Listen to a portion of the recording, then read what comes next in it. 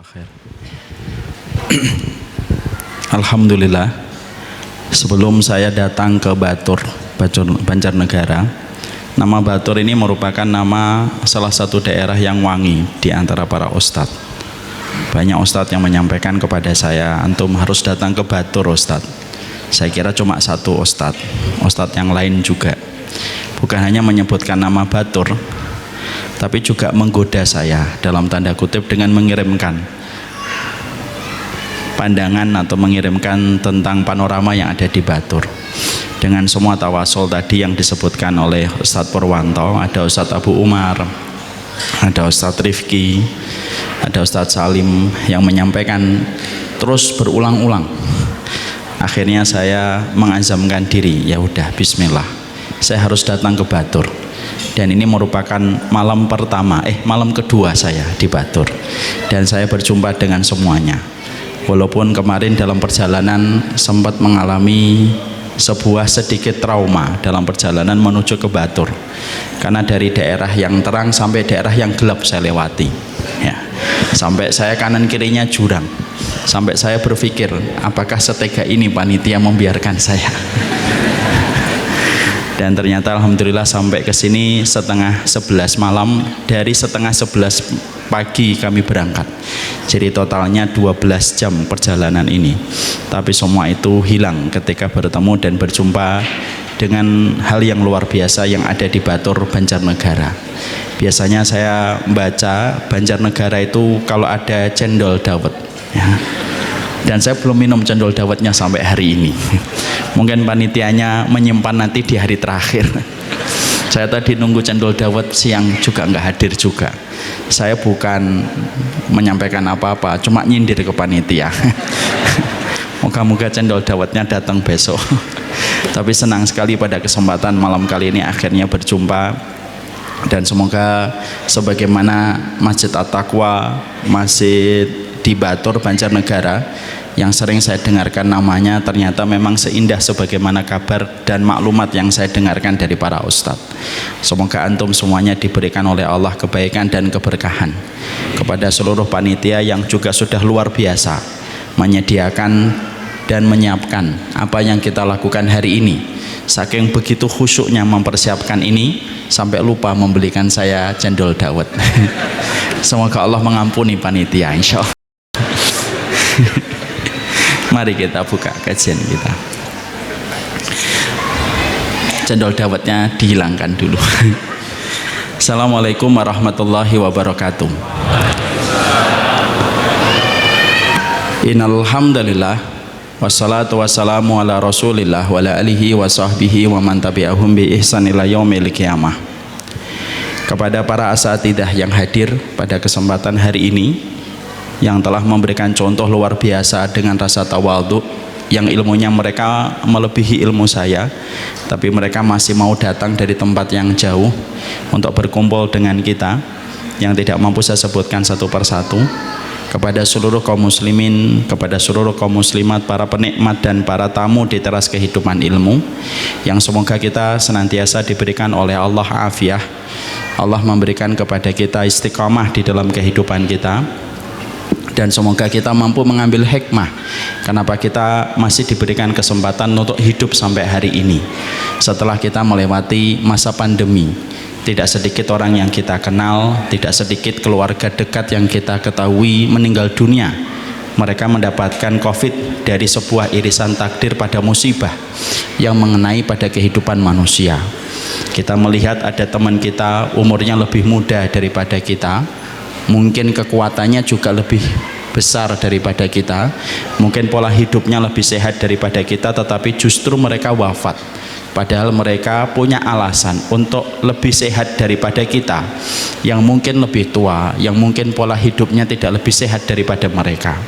Disitulah kita harus mengambil hikmah. Kalau ada di antara saudara kita yang diwafatkan di musim pandemi, tak terkecuali kakak saya yang juga meninggal dengan adanya COVID-19, mungkin itulah cara Allah mengabulkan doa mereka ketika mereka rajin berdoa meminta untuk diwafatkan dalam kondisi husnul khatimah, maka dibeli cash oleh Allah. Mereka diwafatkan pada musibah ini, dan kita mengetahui sebagian besar para ulama mengatakan siapapun yang diwafatkan ketika terjadi wabah, maka itu merupakan kematian husnul khatimah apabila dia sabar dan mengharapkan pahala atas apa yang menimpa kepada dirinya. Kita yang masih hidup, umurnya lebih tua, pola hidupnya mungkin tidak lebih sehat daripada yang wafat, kenapa kita masih diberikan oleh Allah kesempatan? Hikmahnya supaya kita mampu untuk mengembalikan hati kita dulu sebelum nanti kembalinya jasad dan fisik kita kembali kepada Allah. Allah masih berikan kesempatan kita untuk beristighfar, Allah masih berikan kesempatan kita untuk bertaubat, Allah masih berikan kesempatan kita untuk kembali kepadanya. Dan inilah hal yang penting. Orang mukmin itu adalah orang yang pandai mengambil setiap hikmah dari setiap irisan takdir yang Allah berikan pada kehidupan mereka. Karena pelajaran dan faedah keimanan tidak hanya kita jumpai di dalam Al-Quran, tidak hanya kita dapatkan di dalam hadis, tapi irisan-irisan takdir yang kita ambil pelajaran itu pun menjadi petunjuk dalam kehidupan kita. Semoga kita termasuk orang yang beruntung. Orang yang beruntung itu bukan orang yang mendapatkan profit perdagangannya besar. Orang yang beruntung adalah orang yang mengembalikan hatinya sebelum kembali jasad dan fisiknya ketika dikuburkan di tanah liang lahat ketika dia diwafatkan oleh Allah. Semoga Allah memberikan kepada kita afiah dan kita pandai mengambil hikmah dalam setiap peristiwa yang Allah gariskan kepada kita, dan kita bersyukur pandemi ini sudah terurai. Pandemi ini sudah menjadi wabah flu biasa insya Allah, dan semoga kita terus mampu mengembalikan hati kita sebelum jatahnya hari kita harus kembali fisik kita kepada tanah lahat yang akan mengembalikan kita kepada alam persaksian. Alhamdulillah, tentunya senang sekali kita bersyukur kepada Allah atas seluruh nikmat yang Allah berikan pada kehidupan kita.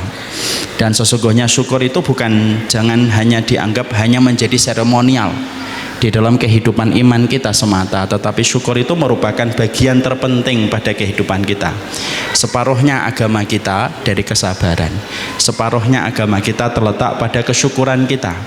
Dan syukur itu, kalau boleh saya sederhanakan, syukur itu kayak saringan air, yang mana fungsinya saringan itu mengubah air dari air yang kotor, dari air yang keruh menjadi air yang bersih dan menjadi air yang bening. Sama, syukur itu kayak saringan pada hati kita, mengubah setiap masalah menjadi anugerah ketika kita bersyukur, mengubah setiap kesempitan menjadi kelapangan ketika kita bersyukur kepada Allah Subhanahu wa Ta'ala, mengubah setiap kesedihan menjadi sebuah kelapangan ketika kita senantiasa bersyukur kepada Allah. Ketika kita ada yang kurang lapang, ada yang kurang berkah, bukan terletak dari apa yang dia dapatkan, tapi ketika dia kurang bersyukur kepada Allah Subhanahu wa Ta'ala. Karena syukur itu merupakan saringan. Apapun masalah, kalau sudah diayak dengan syukur, setiap masalah itu akan menjadi sebuah anugerah dan kelapangan dalam kehidupan kita. Dan tentunya kita faham syukur itu tidak menjanjikan secara kuantitas, tapi syukur itu pasti memberikan kualitas dalam kehidupan kita. Banyak orang salah mempersepsikan bahwasanya syukur itu menjanjikan kuantitas, tetapi dia lupa kepada kualitas. Banyak orang yang beranggapan kalau saya syukur uang 1 juta, nanti saya dapat 100 juta. Kalau saya bersyukur 2 juta, nanti saya dapat 200 juta. Kalau saya bersyukur 3 juta, saya dapat 300 juta. Salah. Syukur itu para ulama mengatakan la azidannakum, la in syakartum la azidannakum. Kata Allah ketika berfirman aku akan menambahkan, itu artinya bukan tambahan secara kuantitas tetapi secara kualitas. Banyak orang yang mereka punya sepeda, ketika dia bersyukur, apakah sepedanya otomatis menjadi motor? Enggak, sepedanya tetap menjadi sepeda, tapi cita rasa sepeda itu melebihi mereka yang punya motor. Apakah orang yang punya motor ketika dia bersyukur lalu bisa akhirnya membeli mobil? Belum tentu. Saya banyak kenal orang solih yang mereka sepanjang hidupnya hanya bisa punya motor dan tidak pernah bisa beli mobil. Apakah ketika dia bersyukur kepada Allah atas motornya, Allah tidak membalas? Padahal Allah sudah mengatakan la in syakartum la azidannakum, dibalas oleh Allah.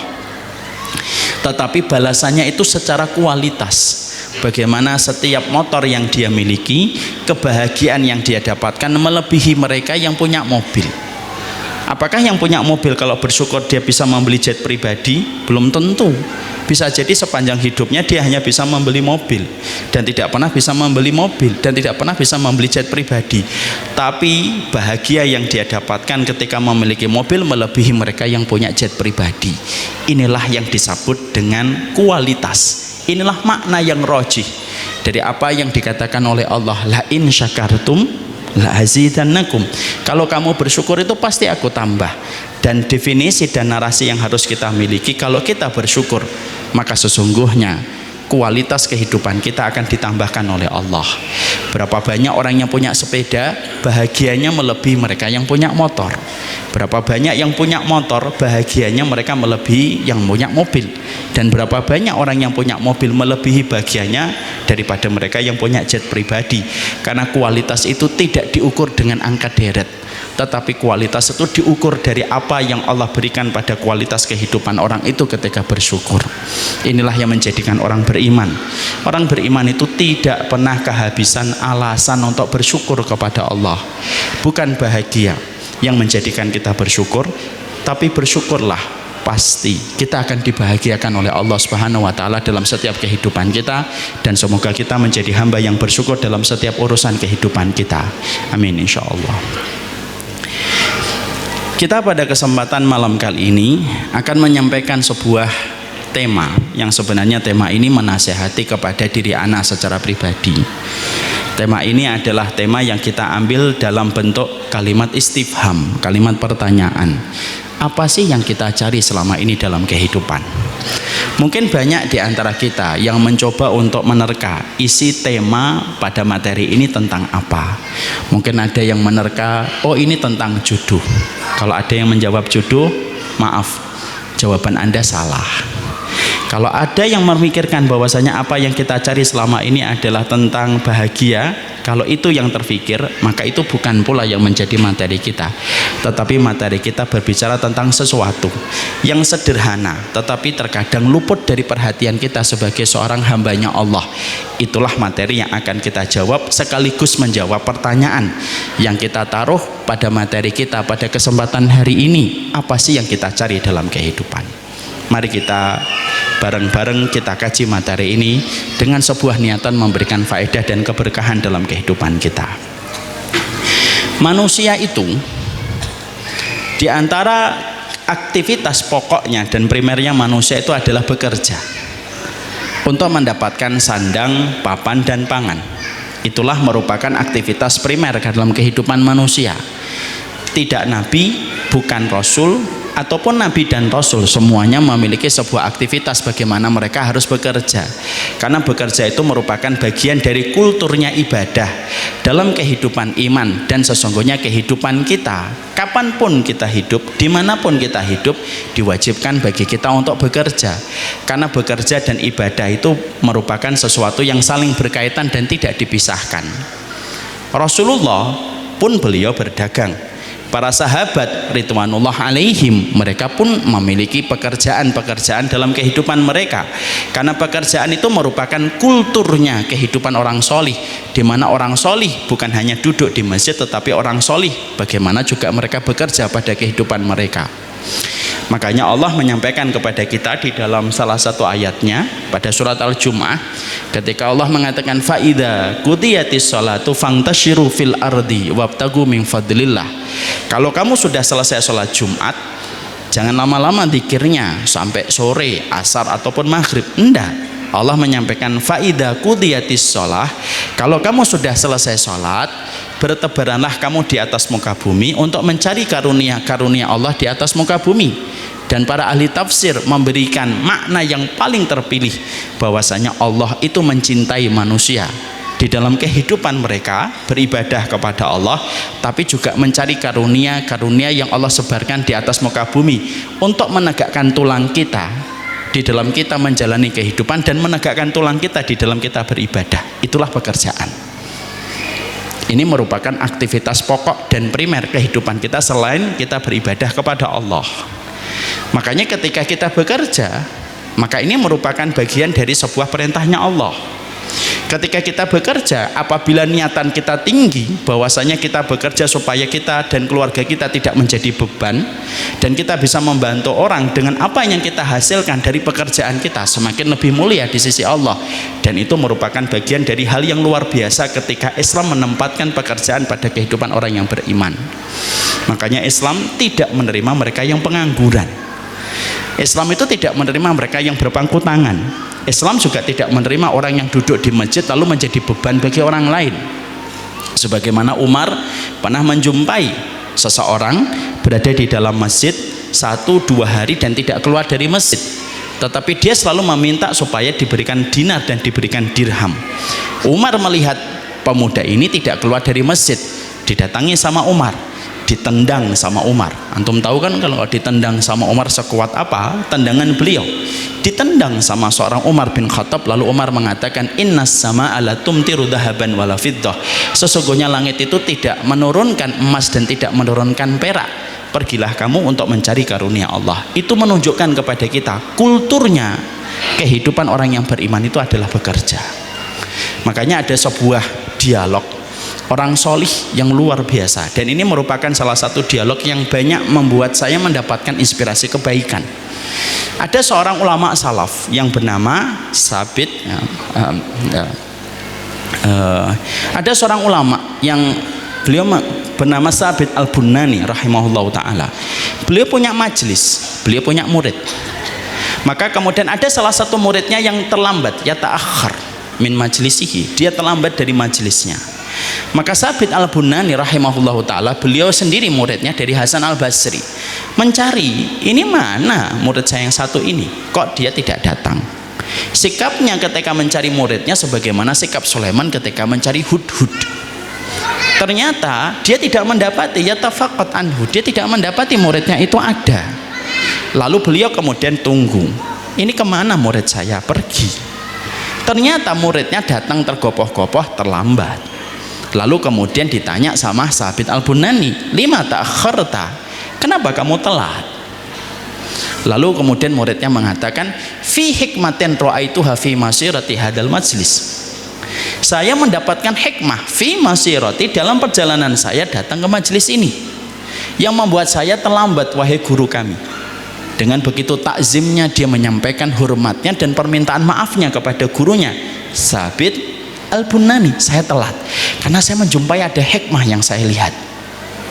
Maka Sabit Al-Bunani lalu berkata kepada muridnya, ma ra'aita, apa yang kamu lihat dari hikmah yang kamu jumpai fi masirati ila hadal majlis, dalam perjalanan kamu menuju kepada majlis ini, hikmah apa sih yang kamu jumpai? Begini wahai guruku, saya dalam perjalanan tiba-tiba saya melihat di atas pohon ada sarangnya burung. Lalu saya menjumpai dari bawah ada burung yang sakit, sayapnya dalam kondisi sakit dan tidak bisa dia terbang karena kondisi sayapnya yang sakit. Maka kemudian saya menunggu di bawah dan berpikir, dari mana rezekinya burung ini ketika sayapnya sakit, ketika dia tidak bisa terbang dari satu dahan kepada pohon yang lainnya. Lalu rezekinya dari mana? Karena saya ingin mendapatkan hikmah atas apa yang saya lihat, saya langsung duduk. Saya gelar itu lapak, saya duduk, saya menjumpai, saya melihat itu. Sebagaimana kalau orang ketika melihat sebuah film, saya duduk, saya menjumpai, saya ingin tahu dari mana rezekinya burung itu ketika burung itu dalam kondisi sakit. Maka ketika beberapa waktu saya menunggu, Allah mengirimkan jawaban. Ada burung yang terbang membawa cacing. Lalu burung yang terbang membawa cacing sampai kepada sarang burung yang sakit, lalu dengan tulus memberikan cacingnya kepada burung yang sakit. Dia terbang lagi beberapa saat kemudian membawa cacing lagi, lalu kemudian datang lagi kepada sarang burung yang sakit dan memberikan cacing itu kembali kepada burung yang sakit. Lalu disitulah saya mendapatkan sebuah hikmah. Hikmahnya apa? Berarti apapun kondisi saya tidak perlu khawatir terhadap rezeki saya. Karena apa? Burung yang sakit saja Allah kirimkan burung yang sehat untuk membawa cacing kepada burung yang sakit. Padahal burung tidak bisa secara penampakan, tidak seakan-akan memiliki komunikasi. Maka itulah hikmah yang saya jumpai. Perhatikan gurunya Gurunya ketika mendapati itu disampaikan oleh muridnya, lalu kemudian gurunya berkata, hikmah apa yang kamu jumpai? Saya tidak perlu khawatir, kalaupun saya nanti sakit, saya telah tahu siapa rezeki yang akan memberikan kepada saya, Allah yang mengaturnya. Lalu perhatikan Sabit Al-Bunani. Sabit Al-Bunani lalu berkata kepada muridnya, kenapa kamu menempatkan dirimu sebagai burung yang sakit? Kenapa kamu tidak menempatkan dirimu sebagai burung yang sehat yang membawa cacing untuk diberikan kepada burung yang sakit? Kenapa kamu merendahkan dirimu untuk menjadi burung yang sakit? Tinggikanlah dirimu untuk menjadi burung yang sehat yang membawa manfaat kepada burung yang sakit. Kita ini orang beriman, jangan menempatkan diri kita menjadi beban bagi orang lain. Bekerjalah dengan apa yang Allah perintahkan dan tolonglah banyak orang dengan apa yang kamu dapatkan dalam pekerjaan itu. Perhatikan jawaban dari muridnya. Beliau mengatakan, wal hikmah indahu khairun wa ahsan. Hikmah yang dimiliki oleh guruku lebih baik daripada hikmah yang saya miliki. Dialog ini bukan dialog imajiner, tapi dialog ini nyata, pernah terjadi di antara orang solih, untuk menggambarkan satu faedah dalam kehidupan kita, bahwasanya bekerja dengan sebuah niatan untuk mencukupi keluarga kita dan tidak menjadi beban bagi orang lain, itu merupakan bagian dari ibadah, dan ini merupakan bagian dari kulturnya kehidupan orang muslim, bahwasanya mereka itu adalah bekerja, ya. Bahwasanya itu kemudian bekerja. Ketika kita setelah mengetahui kulturnya kehidupan kita, yaitu adalah bagaimana kita adalah bekerja, pertanyaannya yang menjadi pertanyaan kita, kalau kita bekerja yang kita cari apa? Kalau bapak-bapak dan ibu di Batur bekerjanya, ada yang berternak kambing, ada yang memiliki pekarangan dengan hasil-hasil tanam-tanaman dan sayur-sayuran. Kak Isya ya, Masya. Kelihatannya baru 5 menit saya menyampaikan. Luar biasa di Batur ini, waktunya terasa cepat sekali. Silakan, saya sudah dikasih panitia supaya disampaikan adzan dulu.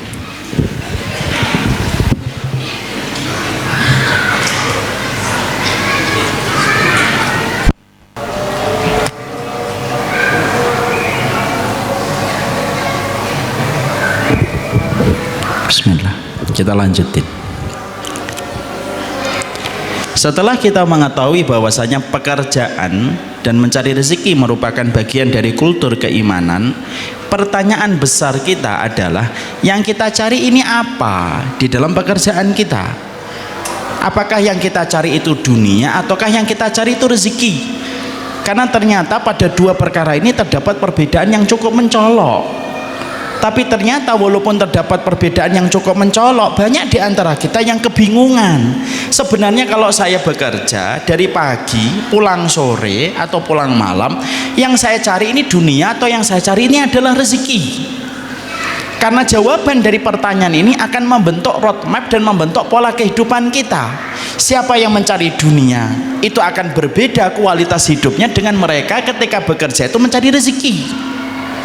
Inilah yang menjadi sebuah perhatian kami pada kesempatan hari ini. Saya ingin untuk kemudian menyampaikan untuk diri Anda dan kepada kita, sebenarnya kita ini kan bekerja, dan bekerja itu merupakan bagian dari ibadah. Oke, kita sepakat bekerja itu adalah ibadah. Terlebih lagi ketika niatan kita adalah memberikan faedah untuk kita supaya tidak menjadi beban bagi diri kita. Tapi pertanyaan yang belum terjawab di dalam kehidupan kita, kalau kita bekerja hari ini, yang kita cari ini sebenarnya apa? Apa yang kita cari selama ini? Apakah kita mencari dunia ataukah kita mencari rezeki? Karena kita kalau ingin menjawab pertanyaan ini, kita harus mengetahui dulu ilmunya, kita harus paham dulu referensinya, apa bedanya dunia dan apa bedanya rezeki, supaya ketika kita paham perbedaan dunia dan rezeki, nanti kita tahu apa yang harus kita lakukan di dalam aktivitas kita, di dalam kehidupan kita sehari-hari. Kalau pertanyaan ini tidak terjawab, kalau kita tiba-tiba ditanya, Pak, jenengan kerjane nopo? Saya punya kebun, saya kerja dari pagi jam 7 sampai jam 3. Lalu kemudian ditanya, jenengan madosi nopo? Jenengan itu cari apa? Nyari dunia atau cari rezeki? Lalu kita bingung untuk menjawab pertanyaan yang sesederhana ini, maka itu akan mempengaruhi pola kehidupan kita dan pola apapun. Karena ini yang akan membentuk perbedaan di antara dua kutub yang berbeda, seakan-akan kutub utara dan kutub selatan, yang itu dibedakan dengan apa yang kita cari. Karena orang yang nyari dunia tidak sama dengan orang yang nyari rezeki, orang yang nyari rezeki tidak sama dengan orang yang nyari dunia. Orang yang mendidik anak untuk mendapatkan rezeki dari anak tidak sama dengan orang yang mendidik anak untuk mendapatkan dunia dari anak. Orang yang punya sekolahan untuk dapetin rezeki itu beda dengan orang yang buat sekolahan untuk dapat dunia. Orang yang pengen nikah untuk dapat rezeki itu beda dengan orang yang nikah niatannya untuk dunia. Karena ini akan membedakan kita dengan banyak hal, dan terjadi sebuah kutub besar antara kutub utara dan kutub selatan dalam kehidupan manusia. Kalau dipisah dengan sebuah garis furqan, salah satu pembedanya itu apa? Karena sebagian manusia mencari dunia, sebagian manusia itu mencari rezeki. Dan ini yang diterangkan para ulama. Mungkin sebagian besar akan mengatakan, "Las podo wae Ustaz. Dunia yo rezeki, rezeki itu dunia." Itu kan menurut kita. Yang mana kalau kita kembalikan kepada makna yang diberikan oleh para ulama, ternyata beda. Dunia itu dunia, rezeki itu rezeki. Dan sesungguhnya itu sesuatu yang kita harus pahami perbedaannya, supaya kalau kita nanti tahu apa itu bedanya dunia dan itu rezeki, nanti kita pulang kita sudah bisa mendefinisikan apakah rumah saya itu dunia ataukah rumah saya itu rezeki, apakah motor saya itu dunia ataukah motor saya itu rezeki, apakah handphone saya ini dunia ataukah handphone saya itu rezeki. Kalau kita sudah tahu perbedaan yang ada di antara kata dunia dan rezeki, karena sesungguhnya beda Pak. Dunia dari kata dal non ya alif. Kalau dalam bahasa Arabnya rezeki diambil dari kata ra, za, dan kemudian qaf. Dan Allah itu kalau menerangkan tentang satu kata ada perbedaan, itu memiliki makna yang juga berbeda. Ini yang ingin kita lalu bahas. Nanti kalau sudah membahas ini, nanti kita mendiagnosa rekening saya, sawah saya, kebun saya, kudanya saya, wedusnya saya, ini dunia atau rezeki. Nanti kita kemudian meraba-raba untuk diri kita. Maaf ya, bukan untuk meraba orang lain. Menurut saya dari kajian tadi malam, kamu itu dunia gitu. Ilmu itu bukan untuk memvonis orang, ilmu itu memvonis dirinya sendiri. Makanya itu yang kemudian kita pengen pahami. Emang berbeda Ustaz dunia dan rezeki? Yo beda. Laki dan perempuan aja tidak bisa disamakan kok. Cara pakaiannya, cara bicaranya, cara menyikapi sesuatunya berbeda. Dan kita harus paham itu, perempuan itu banyak bicara, laki-laki sedikit bicara. Memahami itu menjadikan kita ma'ruf, menempatkan sesuatu. Maka kalau kita saja dituntut untuk memahami kulturnya perempuan itu apa, kulturnya laki-laki itu apa, apalagi dalam masalah dunia dan rezeki. Karena pada dua kata itu terdapat perbedaan yang cukup nyata. Kita harus paham itu, supaya kemudian nanti untuk menjawab pertanyaan pribadi diri kita, mobil saya dan seluruh apa yang saya miliki ini dunia atau rezeki. Itu yang kemudian ingin kita peroleh, dan ini yang ingin kita dapatkan. Setelah kita paham bahwasanya ternyata ada perbedaan cukup nyata antara dunia dan rezeki, dan ini berkaitan tentang pertanyaan basic kita, apakah kita ini punya dunia atau punya rezeki. Karena para ulama itu berkata, ada orang yang lapang dunianya, sempit rezekinya. Ada orang yang lapang rezekinya tapi biasa dunianya. Makanya salah satu doa saya, di antara doa-doa yang pakai bahasa Indonesia, salah satunya doa saya itu apa? Ya Allah, sederhanakanlah dunia saya, perbanyaklah rezeki saya. Ini salah satu doa saya. Setelah mendapatkan referensi, ternyata terdapat perbedaan cukup nyata antara dunia dan rezeki. Maka ada tipe-tipe manusia itu yang lapang dunianya, sempit rezekinya. Ada orang yang lapang rezekinya, dunianya biasa aja. Lah ini yang kemudian menjadi perhatian kita. Mari kita kembalikan. Kalau saya bercocok tanam, saya nyawa, saya ngangon, saya gojek, saya jualan pentol, saya jualan dawet, es dawet yang saya belum meminumnya, misal semacam itu. Saya bukan nyindir, menyampaikan fakta. Kalau kemudian semacam itu, lalu kemudian nanti harus dijawab bedanya dunia dan rezeki itu apa. Dan kita harus paham itu. Setidaknya kita juga harus mengerti ada beberapa perbedaan yang disampaikan oleh para ulama. Saya akan sampaikan sesederhana mungkin, Pak. Saya tuh kalau pengen nyampaikan kajian nggak pengen bulet-bulet, yang sederhana, basic, tapi langsung kita mampu realisasikan pada kehidupan. Para ulama lalu membuat penjelasan yang panjang dalam beberapa tafsir. Ya, setelah mereka menjelaskan kata dunia disebut, kata rezeki itu disebut. Karena kita juga harus paham loh, Pak, dunia itu punya makna, rezeki itu juga punya makna. Kita jelaskan dulu secara bahasa. Bapak dan Ibu harus paham, bahasa Arab itu indah. Saking indahnya bahasa Arab, setiap kata yang dipilih selalu memiliki makna yang dalam. Itu bahasa Arab. Bapak tahu nggak kenapa perjalanan itu dinamakan safar dalam bahasa Arab? Safarun, dari safara yusafiru, karena artinya bana wa wadhoha. Bana itu nampak, wadhoha itu jelas. Kenapa dinamakan perjalanan itu bana wa wadhoha? Karena setiap orang yang jalan kelihatan karakter aslinya itu ya ketika di perjalanan. Tuh, dinamakan bana wa wadhoha.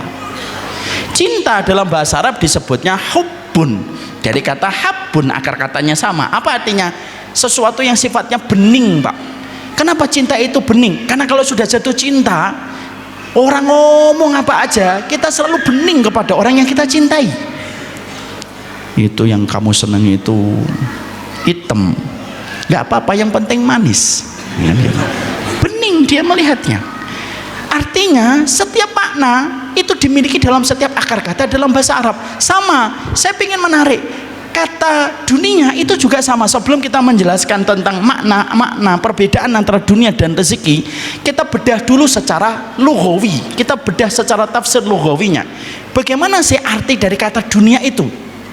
Para ulama lalu menerangkan kepada kita, kenapa panggung kita dinamakan dunia? Setidaknya kata saya Sholeh Al-Munajjid hafizahullah ta'ala, setidaknya ada 3 akar katanya. Pertama, kenapa disebut dengan dunia itu? Dana'ah, adna, maaf, sesuatu yang sifatnya rendah itu dunia, Pak. Makanya dunia itu disifati oleh Allah dengan secara geografik itu rendah. Beda dengan surga, surga itu tinggi. Makanya Allah mensifati fi jannatin aliyah, di surga yang tinggi. Kalau dunia diambil dari kata adna, salah satu akarnya yang artinya itu rendah, Pak. Karena memang rendah. Makanya kalau kita berada di tempat yang rendah, itu keindahannya, panoramanya tidak seindah di tempat yang tinggi. Ngelihat awan dari Bekasi, Pak, beda dengan ngelihat awan dari Batur. Awan di bawah kaki saya mangan lodeh, bawahnya awan. Tapi kalau saya ngelihat awan dari Bekasi, biasa. Karena sesuatu yang tampaknya dari bawah itu tampaknya biasa, tapi kalau dari atas itu tampaknya indah, Pak. Makanya ngelihat matahari terbit, sunrise, itu tidak akan sama antara di atas Gunung Sumbing dengan dari bawah. Itu keindahannya berbeda. Makanya pantas kalau di dunia itu rendah, Pak. Makanya tempat rendah itu tempat yang rendah itu tempat yang tidak bisa menawarkan keindahan dan panorama secara maksimal. Di tempat yang rendah ada nyamuk malaria, ada nyamuk Aedes aegypti, ada kemudian virus, ada bakteri. Makanya ketika di surga hilang semuanya karena di tempat yang tinggi. Makanya kalau kita mengharapkan, misalkan Bapak pergi ke Jakarta, lihat apartemen itu kalau kita belinya di lantai 1, Pak, apa yang terlihat dari lantai 1? Ruang parkir, paling banter satpam security, karena cuma di lantai 1. Coba kalau kita itu membelinya di lantai 25, kelihatan itu mobil itu kayak mainan indahnya. Suara adzan saling bersautan antara satu masjid dengan masjid yang lainnya. Di tempat yang tinggi itu tampak indah. Makanya di tempat yang rendah tidak bisa tampak indah sebagaimana di tempat yang tinggi. Dunia itu tempat yang rendah, Pak. Makanya kalau orang meninggal dunia, ruhnya dibawa ke langit sebagaimana riwayat dari Barok bin Azib. Kalau manusia itu meninggal dunia kan ruhnya dibawa ke langit, langit 1, langit 2, langit 3, langit 4 sampai nembus langit yang ke-7. Baru dikembalikan lagi kepada jasadnya yang dibawa para pelayat. Itu menunjukkan bahwasanya nanti manusia menuju ke langit ketinggi. Surga itu di tempat yang tinggi. Makanya penduduk neraka mampu melihat kepada penduduk surga. Caranya melongok mereka untuk melihat penduduk surga. Ustadz, apakah penduduk neraka bisa melihat penduduk surga? Iya. Kenapa kok bisa melihat? Supaya menambah pedih dari penderitaan yang mereka peroleh. Surga lebih tinggi daripada neraka. Makanya dinamakan tempat kita di dunia. Makanya kalau ada bapak-bapak yang tanya, ibu tanya, kenapa saya ngaji masih nangis Ustaz? Karena kamu masih di dunia. Kenapa kok saya masih kecewa? Karena kita di dunia. Kenapa saya merasakan kegetiran dan kepedihan dalam hidup? Karena kita masih di dunia. Tempat yang rendah itu tempat segala yang tidak enak. Beda dengan surga. Itu yang pertama. Yang kedua, dinamakan dunia itu lisur'ati waktiha. Dinamakan dunia itu karena cepat waktunya. Masih ingat gak? Saya dulu habis dari pondok, sekarang sudah 20 tahun Pak saya sudah selesai dari pondok. Anak kita baru masuk SMP kemarin, tahu-tahu sekarang sudah minta izin untuk nikah. Cepat waktunya. Tahu-tahu kita kemarin SMA, tahu-tahu kemudian kita sudah mau punya cucu. Tahu-tahu kemarin saya belum punya anak, tahu-tahu sekarang anak saya 7. Cepat sekali, ya kan? Dan biasanya kalau habis majelis salim gini itu biasanya istri saya hamil lagi. Jadi dari 12 yang saya rencanakan 7 masih tinggal 5 insya Allah. Semoga Allah mudahkan. Aminnya orang segini akan insya Allah dikabulkan oleh Allah. Kita lihat habis dari sini. Maka kemudian cepat waktunya. Maka kemudian dunia itu cepat waktunya. Tadi baru ngomong, tahu-tahu sudah mau 7:30. Ini baru mau qadimah loh, ini belum mana-mana. Cepat waktunya. Karena itulah dinamakan dengan dunia. Yang ketiga, kenapa dinamakan dunia? Diambil dari akar kata danaatun. Danaatun itu apa? Tempat yang kotor dan najis, Pak. Makanya ketika Umar bin Khattab pernah jalan ngelewatin tumpukan sampah, lalu kemudian teman-temannya Umar bin Khattab, Amirul Mukminin, menutup hidungnya. Ketika teman-temannya Umar bin Khattab menutup hidungnya, maka Umar bin Khattab lalu berkata kepada teman-temannya, hadhihi dunyakum allati tahrusuna 'alaiha. Loh, ini loh dunia yang kita cari dari pagi sampai sore itu ya ini. Yang ditunjuk sama Umar bin Khattab dengan ilmunya dan basirahnya yang luar biasa, yang ditunjuk oleh Umar bin Khattab itu tumpukan sampah, Pak. Kenapa Allah itu menamakan dunia yang sekarang kita tinggal sebagaimana tumpukan-tumpukan kotor dan najis? Iya, karena dibandingkan surga, dunia itu kotor, Pak. Dibandingkan surga, dunia itu najis. Dan orang akan baru merasakan betapa kotornya dunia itu kalau mereka nanti sudah di surga, Pak. Baru merasakan, ya Allah, cuma gitu doang dulu, ceker-cekeran, eker-ekeran. Di tempat yang semacam itu ketika mereka masuk ke surga. Analoginya gampang, Pak. Kayak kita di waktu kecil sama di waktu sudah besar. Kalau kita di waktu kecil, apa yang paling berharga menurut kita? Kelereng, layangan, itu paling berharga. Ngejar layangan itu rela kita terjun ke jurang hanya untuk dapat layangan. Dibawa ke rumah seneng kita, padahal harga layangan cuma 100. Kadang-kadang rela mengorbankan nyawa untuk ngejar layangan. Karena apa? Yang paling berharga di waktu kecil itu memang layangan, kelereng, kartu. Karena itu yang paling berharga. Setelah kita gede, umur 30 tahun, kalau ngelihat layangan, ya Allah, buat apa dulu saya nyari sampai terjun ke jurang hanya nyari layangan? Kelereng sampai kita dari pagi sampai sore, ibu kita marah-marah hanya untuk dapat menang kelereng, Pak. 15 kelereng dihitung tiap malam, 1, 2, 3. Insya Allah di sini tidak ada lah yang di sana, tapi yang di sana pindahan dari sini. Maka kemudian itu kalau kita sudah gede, itu semuanya jadi tidak berharga. Yang paling berharga apa? Yang paling berharga sertifikat, yang paling berharga BPKB, STNK, itu lebih berharga daripada kelereng. Kapan kita bisa menilai mainan kita itu di waktu kecil tidak ada manfaatnya? Kalau kita sudah gede. Makanya nanti para penduduk surga, di antara yang mereka fikirkan, yang dikatakan oleh Imam Qurtubi, di antara kesibukan para penduduk surga itu apa? Mereka berbicara yatahaddatsun, mereka berbicara tentang apa yang dulu mereka lakukan ketika melihat dunia. Ya Allah, dunia cuma gitu doang. Sampai ada orang yang rela mati bunuh diri, sampai rela untuk ngambil yang haram, yang sesuatu itu tidak ada manfaatnya. Maka itulah arti dunia itu.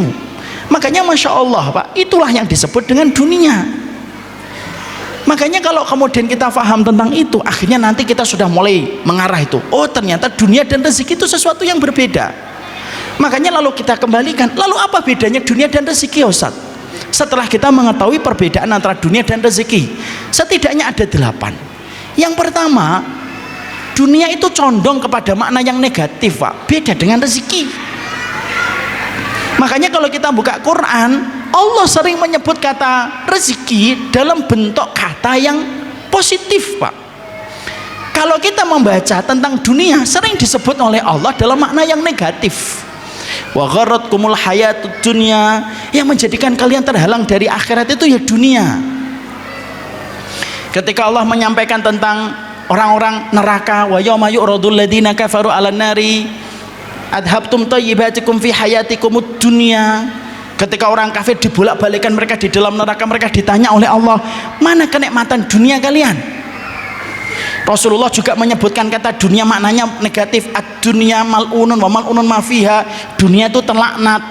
Karena memang kalau disebut kata dunia, kita buka lembaran di dalam mushaf dan kita membuka di antara belantara hadis yang kita jumpai, maknanya itu condong kepada makna yang negatif. Beda kalau kita membaca kata rezeki di dalam Al-Quran. Kalau kita membaca rezeki itu disebutkan dalam makna-makna yang mulia dan makna-makna yang positif. Makanya Allah mencela dunia, tapi Allah tidak pernah mencela rezeki. Bahkan Allah menerangkan di dalam surat At-Talaq ayat 13, perjalanan manusia kalau mereka sampai ke surga, wa may yu'min billah wa ya'mal shalihan yudkhilhu jannatin tajri min tahtihal anharu khalidina fiha abada qad ahsanallahu lahu rizqa. Bahkan Allah ketika menceritakan perjalanan manusia, siapapun yang beriman, beramal sholih, lalu dimasukkan oleh Allah ke dalam surga, kekal dia di dalam surga itu, kata Allah, selama-lamanya di dalam surga. Allah menutup kabar orang yang beriman ini ketika masuk surga, ditutup dengan closing statement yang luar biasa.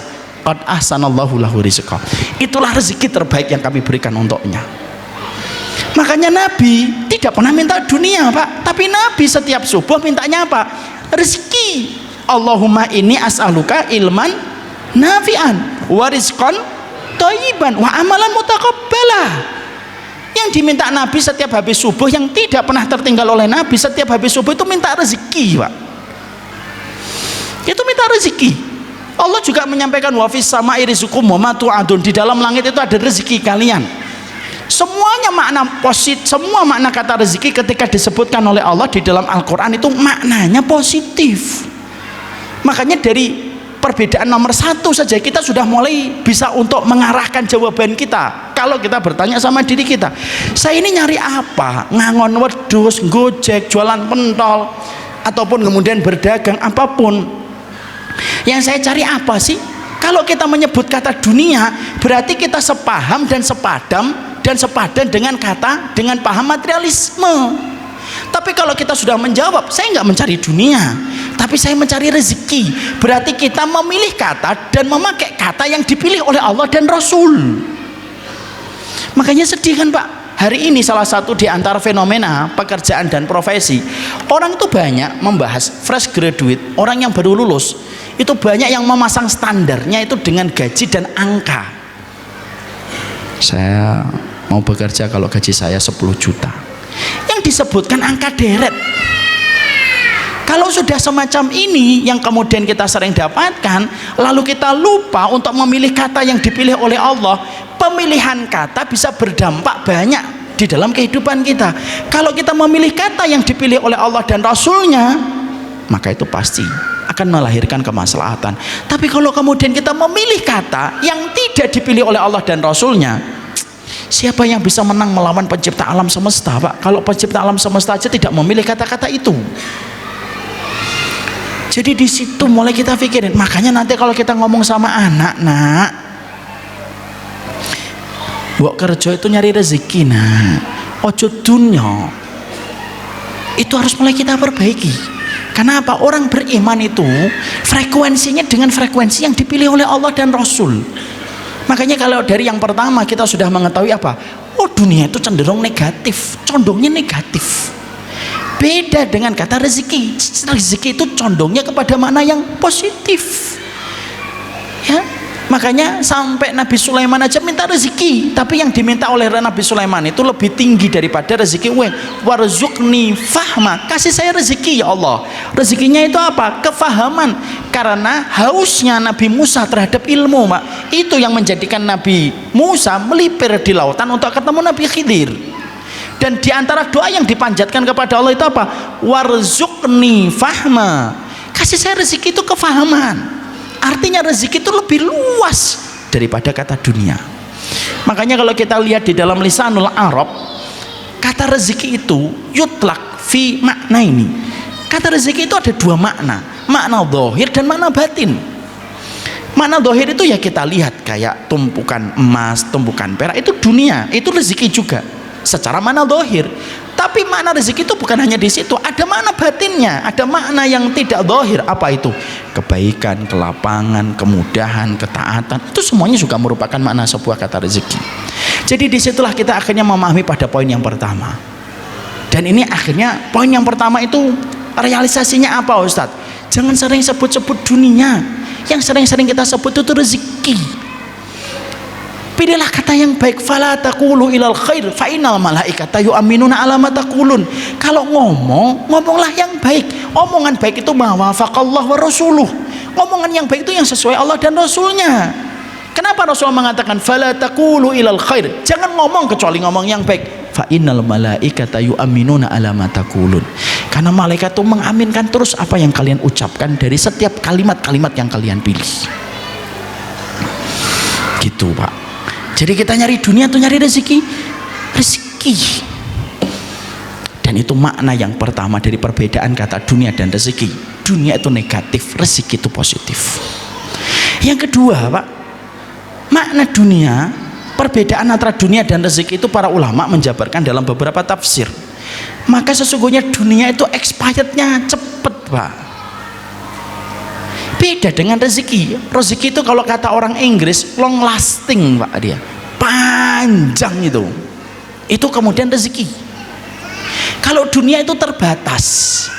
Kapan masa dipakainya dunia itu? Ketika kita sehat, Pak. Expirednya dua. Ketika sudah mulai sakit-sakitan dan ketika sudah sakaratul maut, sudah tidak ada lagi harganya. Kalau yang kita cari dunia cepat.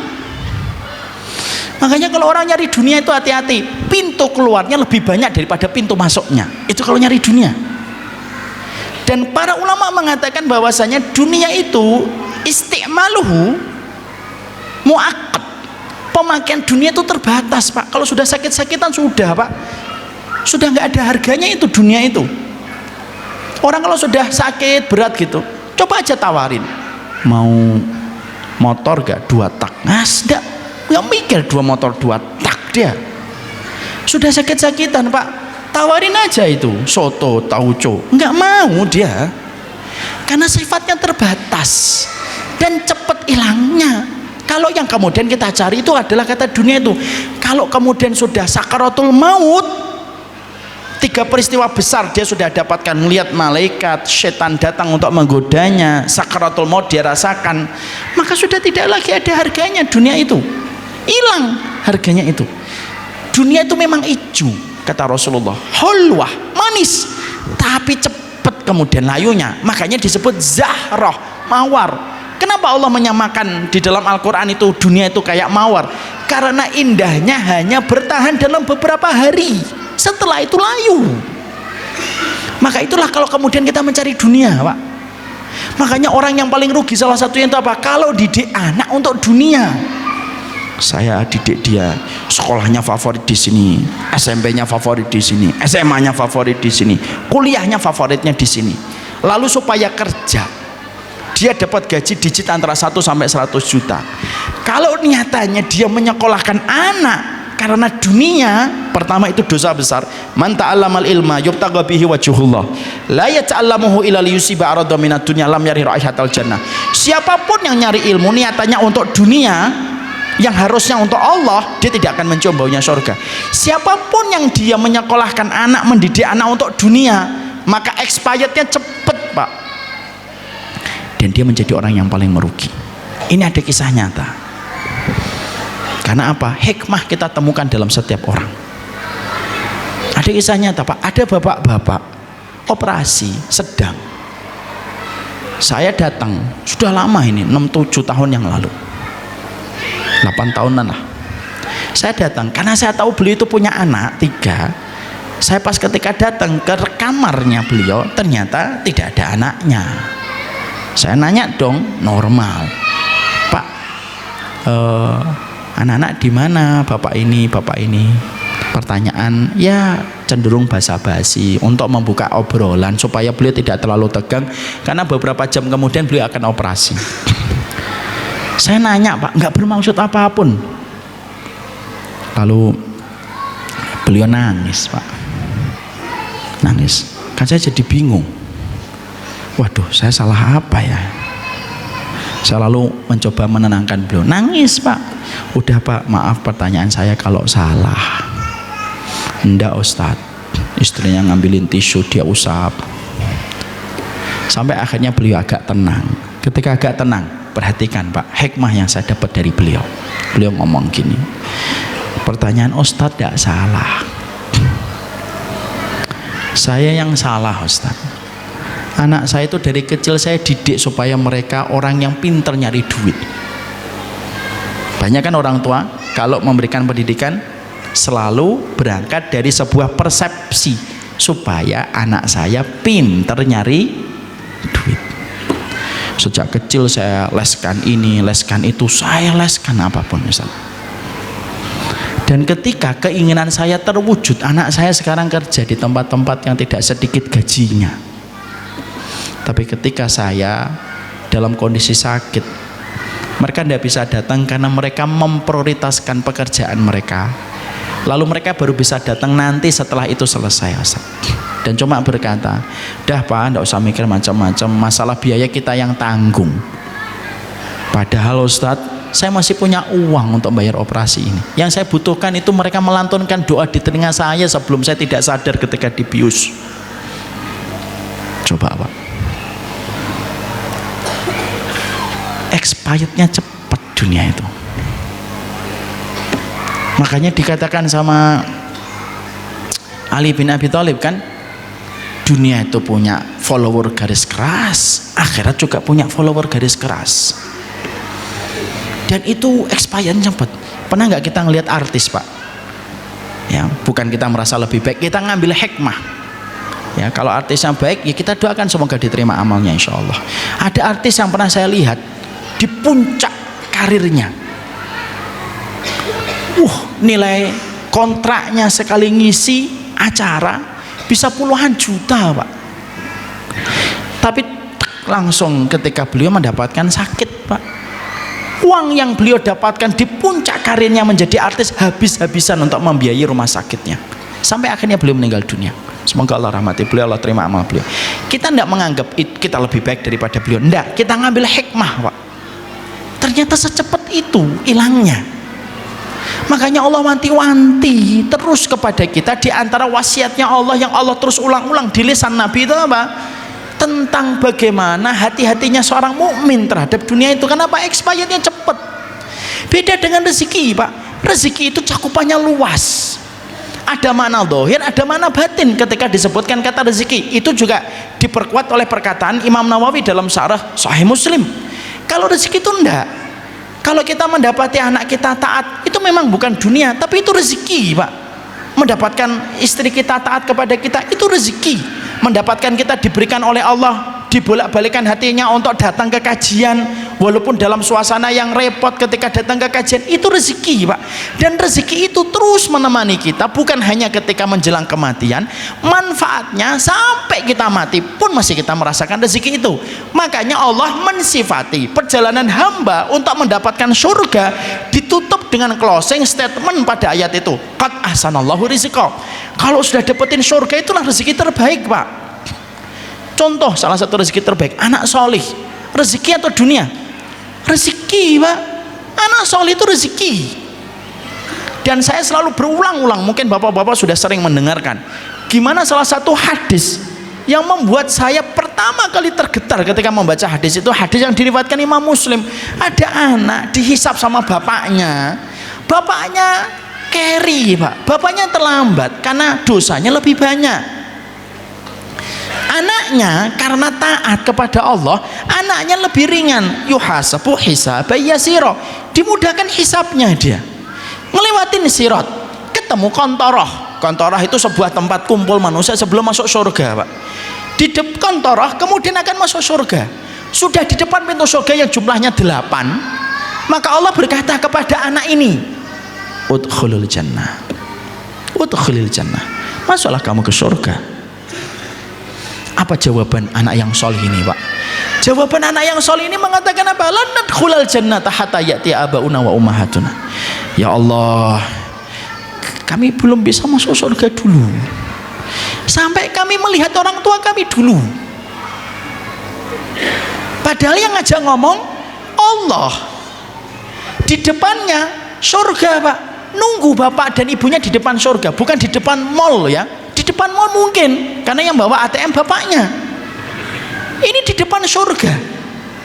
Lalu Allah mengulang kembali dialognya kepada anak itu, udkhulil jannah, masuklah kamu ke dalam surga. Orang itu kembali berkata, anak-anak yang soleh ini yang sudah dapat tinggal selangkah menuju kepada surga dengan sebuah kalimat opening ceremony, salamun alaikum bima sabartum, dari para malaikat yang menjadi panitia pembukaan setiap orang yang masuk surga, itu berkata kembali, kami tidak bisa masuk surga ya Allah sampai kami menjumpai orang tua kami dulu. Jadi anak itu kalau solih, tidak ada memori yang paling kuat yang dia miliki kecuali satu, memberikan hadiah terbaik untuk orang tuanya, baik di dunia ataupun di akhirat. Itu indikator anak kalau solih itu kayak gitu pak. Sampai 2 kali dialog itu disampaikan, maka saat itulah Allah kemudian menyampaikan, mali arohum, kenapa orang tuamu? Orang tuamu itu masih di belakang, hisabnya masih ada. Tapi karena Allah melihat bagaimana anak-anak yang soleh ini bertahan di depan pintu surga, Allah memberikan izinnya, Allah memberikan izinnya kepada anak itu untuk memberi syafaat. Siapa yang diberi syafaat oleh anak-anak yang soleh ini? Orang tua mereka pak. Orang tua mereka akhirnya ringan hisabnya, ngelewatin sirat, bertemu dengan anak mereka di depan pintu surga pak. Itu apa enggak rezeki pak? Bertemu dengan anak mereka di depan pintu surga. Perhatikan dialognya Allah yang ketiga, udkhulul jannah antum wa abaukum, masuklah kamu ke surga sama kamu sama orang tuamu ini, masuk ke surga bareng-bareng pak, mereka masuk surga. Dan para ulama memberikan taklik, memberikan komen, ada orang tua nanti yang mereka masuk surga itu bukan karena sholatnya, bukan karena puasanya, tapi mereka mendapatkan syafaat dari anak mereka yang solih. Itu rezeki pak.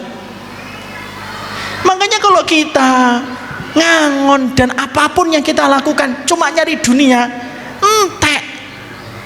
enteknya itu cepet, expirednya itu juga cepet. Tapi kalau yang menjadi pikiran kita, apapun yang kita lakukan, mau membuat sekolahan kah, mau membuat apapun kah, ini pertama kali yang kita miliki niat kita adalah mencari rezeki. Rezeki itu masya Allah, itu luar biasa pada kehidupan. Dan itu kemudian yang kita dapatkan nomor 2 Pak. Ya, dunia itu expirednya cepat, rezeki itu lastingnya lama, long lastingnya. Itu yang kedua. Yang ketiga, apa bedanya dunia dengan rezeki? Dunia itu Pak, semakin dicari, semakin orang yang mendapatkan itu merasa tidak cukup. Tapi kalau ada orang dapat rezeki, dia dapat yakul wa yashba, kalau dia makan langsung kenyang cukup. Kalau orang dunia yang dicari yakul walam yashba, kalau orang itu nyarinya dunia, dia makan dan tidak pernah cukup Pak. Apa yang dia makan itu? Mana dalilnya ini Ustaz? Nomor poin yang ketiga ini, hadisnya sahih ketika Rasulullah mengatakan kepada kita, Man kanat hamuhud dunya ja'alallahu faqrahu baina ainaihi wa farraqa alaihi syamlahu wa lam yatihi dunya ila ma qaddara lahu. Orang itu kalau niatnya adalah untuk dunia, perhatikan apa yang Allah berikan kepadanya. Ja'alallahu faqrahu baina ainaihi. Allah menjadikan kacamata kefakiran itu tepat di pelupuk matanya, Pak. Itu bahasa indahnya Nabi dalam balaghah. Makanya Nabi itu jawami'ul kalim, umkul ma'ani, itu Rasulullah. Dalam setiap pemilihan katanya Nabi itu dalam, Pak. Nabi itu mengatakan, orang kalau yang dicari itu dunia, maka Allah pasti menjadikan orang itu apa? Kacamata kefakiran itu tepat di pelupuk matanya, Pak. Kacamata minus. Mau dapat 1 miliar, dia akan ngomong 2 miliar. Mau dapat 2 miliar, dia akan ngomong 3 miliar.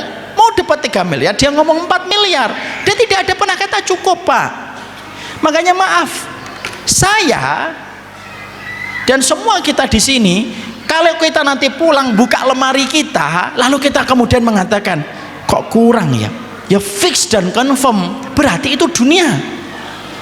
Tapi kalau kemudian kita selama ini dengan apapun yang telah kita peroleh, lalu kita merasa cukup, dan kita tidak pernah hasad terhadap pencapaian hartanya orang, lalu kita merasa cukup, walaupun mungkin di matanya orang itu mungkin itu melihatnya tidak cukup, tapi kita merasa cukup, fix dan confirm. Kecukupan itu merupakan makna rezeki. Waruzuqa kifafan, dicukupi oleh Allah. Kaya belum tentu, Pak, cukup. Miskin belum tentu kurang, Pak. Kalau kaya itu cukup, nggak ada orang yang korupsi, Pak. Justru orang yang korupsi itu orang yang rekeningnya itu di atas miliaran, Pak. Ada nggak orang yang korupsi angka rekeningnya sedikit? Nggak ada. Kenapa? Karena angka itu dia itu tidak pernah merasa cukup, Pak. Makanya rezeki itu kecukupan. Makanya nanti kalau kita punya sesuatu, lalu kemudian kita sederhana di dalam keinginan, berarti kita sudah mendapatkan rezeki, Pak. Maaf ya, orang kalau sudah ada rezeki di kehidupannya, Allah sederhanakan keinginannya, Allah cover kebutuhannya. Tapi kalau orang yang dipegang itu dunia, dibanyakin keinginannya, Pak. Dan yang menjadikan kita tidak bahagia itu apa? Banyak keinginan. Jarak antara kita dengan kebahagiaan itu pada keinginan kita yang belum kita peroleh. Itulah makna yang kita harus ambil. Makanya Masya Allah ya, saya kagum sama 2 orang, dan saya sering menyampaikan kisah nyata ini. Pertama sama tukang ojek, yang kedua sama orang yang pernah membantu saya nyetirin mobil, Pak. Dulu awal-awal ketika berdakwah, saya tuh pernah mau ngisi di pengajian di masjid yang sama, namanya juga Masjid At-Taqwa, tapi daerah Jakarta. Macet luar biasa. Saya turun dari mobil, naik ojek dengan aplikasi yang terkenal. Naik ojek, ngobrol lah saya dalam perjalanan. Mau kemana, Pak? Ke Masjid At-Taqwa di daerah Jakarta Pusat. Ngobrol saya, sudah lama, Pak, jadi tukang ojek? Sudah lama, Pak. Pertanyaan basa-basi saya, sebulan dapat berapa, Pak? Disebutkanlah angka yang beliau sebutkan. Karena saya sering naik ojek, saya sering ngedapatin orang-orang lain yang berprofesi sama, angkanya 2 kali lipat dari angka yang disebutkan sama beliau. Makanya terus saya ngomong dong, kok beda ya, Pak? Saya beberapa kali naik tukang ojek yang lain, dia menyebutkan angkanya 2 kali lipat dari angkanya Bapak. Lihat hikmahnya, Pak. Kita belajar hikmah dari seorang tukang ojek tua dan sepuh. Iya, Mas, kalau saya mau nurutin aplikasi customer permintaannya dan saya tidak tutup, mungkin saya bisa dapetin angka sebagaimana yang Mas sebutkan. Tapi saya nggak kayak gitu. Saya kalau waktu sholat, saya matikan aplikasi, saya sholat. Kalau ada waktunya dzikir, saya matikan aplikasi. Ada taklim, saya ikut. Sore saya pulang. Saya kemudian berpindah kepada aktivitas yang lain, ya ke masjid bersama dengan orang-orang di sekitar rumah saya. Masya Allah. Dan itu sudah cukup. Saya ngomong cukup, Pak, cukup. Sampai Pak ke masjid, dia tanya sama saya, Mas saya ngapain ke masjid? Saya bilang, saya mau ngajar Pak, ada taklim di sini. Oh iya ya. Dan dia benarkan Pak apa yang dia tadi katakan. Dia turun, dia matikan aplikasinya Pak, dia ikut ngaji hampir 2 jam ngaji di depan saya, beliau ngaji. Setelah selesai sholat duhur, dia hidupkan aplikasi, pamit sama saya, maaf ya tadi saya manggilnya Mas, enggak apa-apa Pak, saya pulang, saya teruskan nyari nafkah. Iya Pak. Hikmah Pak, hikmah itu barangnya orang mukmin. Ini yang tidak dikenal oleh angka materialisme dan tidak dikenal oleh kalangan kapitalisme Pak. Yang bisa jadi mungkin barang-barang yang dia miliki itu mahal Pak, dia tidak akan pernah mengenal kata kecukupan, karena kecukupan itu tidak bisa difahami kecuali dengan keimanan. Akal dan logika itu tidak bisa untuk sampai kepada angka kecukupan Pak. Makanya kalau kita melihat kok apa yang kita peroleh cukup itu rezeki, tapi kalau kita selalu merasa kurang dan kurang, yaitu dunia Pak, hati-hati. Yang kedua, kisah nyata saya sama tukang sopir yang dulu pernah bantu saya. Beliau ini anak pondok, drop out karena tidak punya biaya, nyetirin saya, bantuin saya dulu di awal-awal ini. Saya kemudian nanya sama beliau, anak antum berapa? 4 Ustaz. Beliau itu profesinya apa? Jualan buku, jualan lapak di masjid kalau ada taklim. Kalau ada taklim beliau jualan lapak di masjid itu. Lalu kemudian saya tanya, per bulan dapat berapa? Maka kemudian beliau ngomong, ya sekitar 2-an Ustaz, 2,5. Saya nanya, lu standar anak di Bekasi itu dengan anak 3 berapa? Ya sekitar 2-an juga. Antum jangan mikir ya, Ustaz selalu nanya antum dapat berapa, itu bukan maksud saya pengen tahu rezekinya orang, enggak, karena saya saat itu pengen ngukur apa yang bisa saya bantu untuk beliau. Lalu kemudian karena saya merasa beliau hanya penjual dagangan buku, lapaknya, bapak-bapak dan ibu kan tahu ya, kalau ada pedagang di pinggir masjid, kalau nggak punya tawakal, stres Pak. Kenapa stres? Karena yang memberhentikan orang yang jalan lalu lalang itu bukan dia tapi Allah. Ya enggak? Jualan lapak. Siapa yang berhenti? Dia nggak bisa ngatur. Dia nggak bisa ngatur. Makanya pada saat itu, maka kemudian saya ngomong kepada beliau, sabar ya akhi, sabar ya akhi Karim. Coba Pak, saya direspon sama beliau, ucapannya apa? Insya Allah saya syukur Ustaz. Loh, saya ngomong sabar, dia malah balasnya syukur. Saya balas lagi, sabar ya akhir Karim, Insya Allah syukur Ustaz. Loh kok malah syukur? Sabar akhir Karim. Enggak Ustaz, syukur. Saya akan langsung nanya, orang kayak antum sabar akhi, hidup itu cuma sabar dan syukur. Iya saya tahu Ustaz, tapi saya belum masanya untuk sabar, saya syukur. Jawabannya apa? Perhatikan jawabannya. Gimana saya nggak bersyukur sama Allah Ustaz? Gimana saya nggak bersyukur sama Allah? Saya itu setiap pagi ngeluarin motor saya. Bapak dan ibu tahu nggak motornya beliau apa? Kimco. Tahu motor Kimco? Yang warna merah. Motor Cina Pak. Kimco, yang mana kalau motor ini diparkir di pinggir jalan, insya Allah maling tidak ada yang tertarik. Kimco motornya, saya kenal Pak, karena saya dekat sama beliau.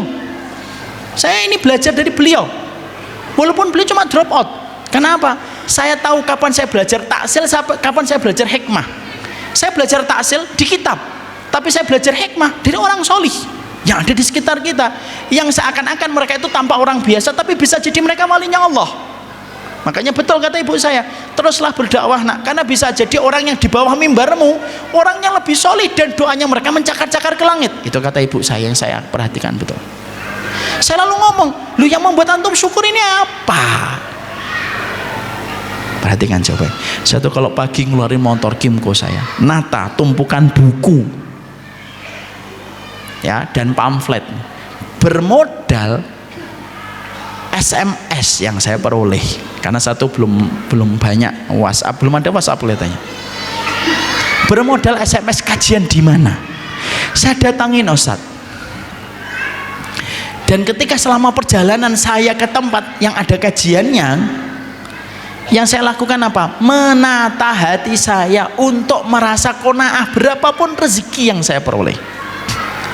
Kadang saya dapat 50, kadang saya dapat 100, kadang ada yang ngasih tip sampai 200, kadang pulang nggak dapat uang sama sekali.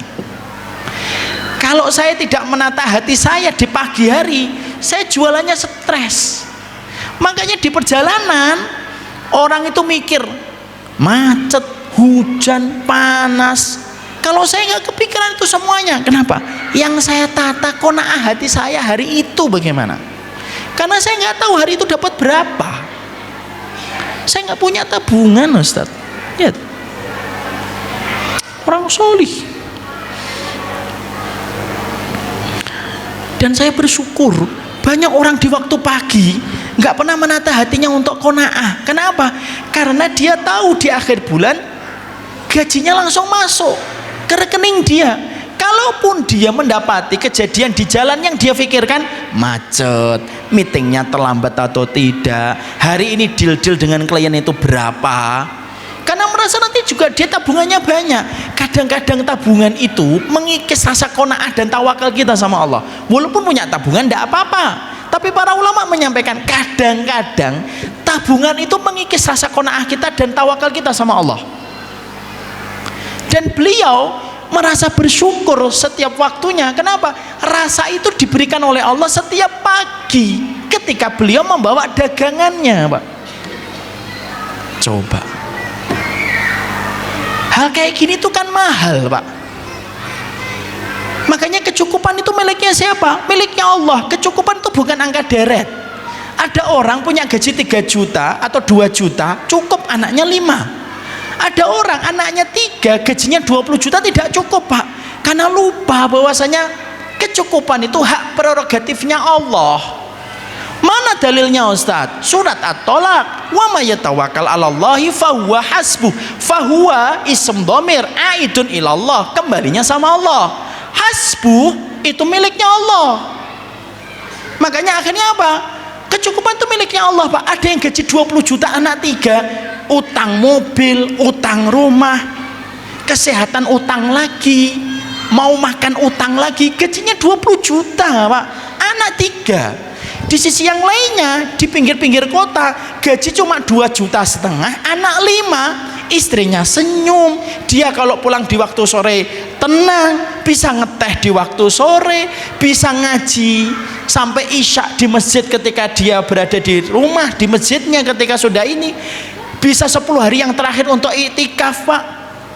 Padahal banyak orang yang 20 juta gajinya 30 juta loh, sampai Allah minta 10 hari yang terakhir aja nggak bisa untuk diberikan sama Allah, Pak. Mana yang lebih cukup? Kenapa ini harus disampaikan hari ini, Pak? Kalau kita buka tayangan, slide, YouTube, Instagram, Facebook, selalu disuguhi tentang duit dan nominal. Artis ini bangun rumah berapa ratus meter, artis ini bisa pergi ke sini, rekeningnya berapa. Tiap hari dilihat sama anak-anak kita menjadi tayangan yang trending. Dan apa yang kita khawatirkan? Terkikis, Pak. Karena apa? Harta itu merupakan koleganya setan untuk menyebabkan manusia itu jatuh di dalam kesalahan. Asyaitonu yaidukumul faqra. Makanya Hasan al-Basri mengatakan, koleganya setan itu apa? Koleganya setan itu harta. Ketika manusia takut menjadi miskin, dijadikan harta itu menjadi salah satu di antara perkara besar untuk menarik manusia dari jalan ketaatan. Jadi disitulah kita paham yang ketiga. Jadi kalau nanti bapak pulang, parkir motornya di situ, mobilnya di sana, lalu kita ngelihat naik mobil, masya Allah, cukup banget ya. Kalaupun beli lagi, itu karena memang ada kebutuhan sesuai dengan fungsinya. Kalau kita merasa cukup pulang ke rumah melihat lemari kita cukup, itu namanya adalah rezeki, Pak. Makanya rezeki itu luar biasa. Kadang-kadang bapak tidak usah beli AC, sudah dingin, Pak, ngalahin yang punya AC. Itu rezeki, Pak. Di Bekasi Pak, satu ruangan 3 AC tetap aja kepanasan. Makanya Masya Allah, itulah yang kita harus mengerti. Kita ini selama ini yang kita miliki apa? Dunia atau rezeki ya? Rumah saya, kebun saya, wedhus saya, itu rezeki atau dunia? Dan itu tergantung kita. Saling menjawab sendiri Pak. Tidak usah menjawab untuk orang lain. Kamu dunia atau rezeki? Tidak bisa jawab ya, biar saya yang jawab. Jadi berdasarkan ayat-ayat Allah, tidak usah. Maka itu yang ketiga, yang keempat, yang kelima, yang keenam, yang ketujuh, yang kedelapan. Saya udah dikasih wanti-wanti sama panitia jam 8 selesai. Sekarang udah jam 8 kurang 5. Tidak apa-apalah, kita bahas 3 saja. Setidaknya kita paham, setidaknya kita ngerti Pak. Inti dari materi kita itu menerjemahkan apa yang kita miliki hari ini. Dan supaya kita mulai paham, mintalah rezeki, sebutlah rezeki, gantungkanlah hidup kita dengan rezeki yang kita harapkan dari Allah semata. Rezeki itu tidak tercela, yang tercela dunia. Siapapun yang mereka bangun sekolah karena rezeki, akan berbeda orang yang membangun sekolah karena dunia dan profitnya. Dan itu salah satu musibah besar hari ini dalam dunia pendidikan. Siapapun yang punya rumah sakit karena rezeki, akan berbeda dengan mereka yang punya rumah sakit karena dunia. Dan itulah yang menjadi perhatian kita. Inilah yang menjadikan kita dari materi ini kita harapkan semoga kita senantiasa memahami betul. Pertanyaan simple, sederhana tapi basic. Yang kita cari itu dunia atau rezeki. Ya Allah, sederhanakanlah dunia saya, tapi lapangkanlah rezeki saya. Lapangkanlah rezeki saya, sederhanakanlah dunia saya. Maka kalau kita jabarkan poin-poin berikutnya panjang ini Pak, dan semakin ngena, nyindir kita semuanya, tak terkecuali yang megang mic tersindir keras. Kita ini nyari rezeki atau nyari dunia? Inilah yang mungkin saya sampaikan pada kesempatan hari ini. Karena wanti-wanti dari panitia jam 8 selesai, saya orangnya taat Pak, patuh kepada semua aturan. Makanya saya selesaikan jam 8 ini pun sebenarnya masih ada tanya jawab yang belum kita berikan. Karena saya juga ingin ngasih hadiah kepada bapak-bapak dan ibu. Dan kalaupun ada pertanyaan-pertanyaan yang diajukan oleh bapak dan ibu, belajar itu bukan likasratil maklumat. Belajar itu bukan banyaknya, tapi belajar itu adalah bagaimana tahqiqnya dalam apa yang kita pelajari, pengamalannya. Semoga Allah merahmati kita. Paham ya Pak dan Ibu materi kita hari ini? Semakin kita memahami, semakin kita mengerti insya Allah. Ya kalaupun kita belum selesai, nanti besok kan subuh masih ada. Apakah nanti kita lanjutkan materi ini saja supaya clear, full apa yang kita pelajari insya Allah, supaya kita paham bedanya dunia dengan rezeki. Ini yang dapat saya sampaikan pada kesempatan hari ini. Terus terang saya senang sekali berjumpa dengan jamaah dan keluarga besar Masjid At-Taqwa Batur yang ada di Banjarnegara. Perjalanan yang cukup panjang, tapi apa yang saya jumpai dari bapak dan ibu, dari kesungguhannya untuk datang, lebih dari apa yang kami berikan pada usaha kami. Semoga Allah memberkahi bapak dan ibu dalam kebaikan insya Allah. Dan ini terus terang perjalanan offline saya pertama setelah hampir 3 tahun tidak mengadakan kajian di luar kota. Dan ternyata pilihan itu jatuh ke Batur. Dan pilihan itu pasti Allah yang mengarahkan, pasti Allah yang memilihkan. Di antara mungkin puluhan, mungkin ratusan jadwal yang diminta kepada kami, tapi saya pilih Batur untuk mengawali perjalanan dakwah offline. Dan saya anggap ini bukan dunia, ini adalah rezeki. Masya Allah. Siapa di sini yang namanya rezeki dapat hadiah? Oh iya, Masya Allah. Semoga Allah berkahi. Ini yang dapat ini yang dapat kita sampaikan. Mungkin tanya jawab masih ada? Nggak usah ya. Ustaz yang nanya. Iya. Tanya jawab. Tapi Ustaz ke belakang dulu. Ada. Jam 8 nggak apa-apa. Oh nggak apa-apa. Nggak apa-apa Ustaz. Nggak apa-apa. Ya. Jadi Ustaz di dulu kita sambil diatur boleh bertanya. Oke. Pertanyaan 3 aja karena sudah jam 8. Jazakallahu khair. Saya serahkan kembali ke Ustadz Nasiruddin atau antum.